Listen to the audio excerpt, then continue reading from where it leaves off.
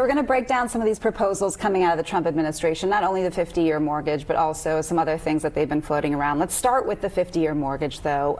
What would that be like? Is it just like a 30-year mortgage that we're used to, but longer? Yeah, that's exactly it. It would just be, instead of the 30-year payment, it would be paid out over 50 years. I think a lot more interest over the life of the loan. It will help with affordability and help a few more people be able to qualify for a home, but I don't think it addresses the whole issue of just the cost of housing and how affordability is out of reach right now.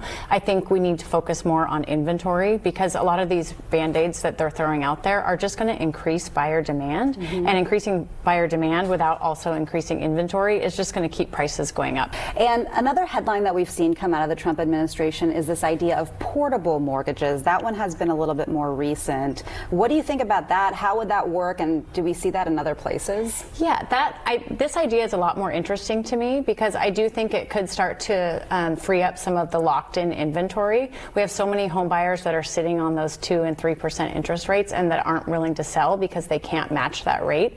So the portability would mean it'd just be like a cell phone where you can take it with you to your next carrier.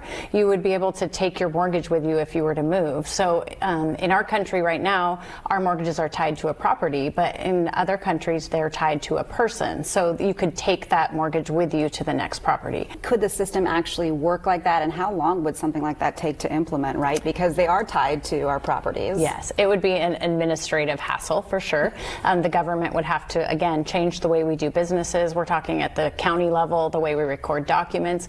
There's ways that we qualify borrowers that would have to change. So I think whether that is going to be a quick fix, I'm not sure. In other countries that have it, it's not like it's applied to all mortgages. It's just some products have the portability feature. And so we'll also have to kind of look at how other countries do it and whether we start to do that here in the U.S.